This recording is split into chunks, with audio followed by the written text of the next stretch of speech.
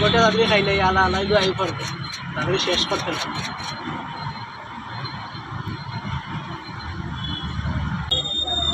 আজকে বেটারে আবার পাইছি, আজকে আবার বেটারে পেরে শিকড় খাইব। আজকে আলা আলারে এমন শিকড় খাওয়ানি খাওয়াইব আর জীবনও এতে চাই না মানে তারা জীবনে আর আমার কয় না শিকড় খাইতে হবে।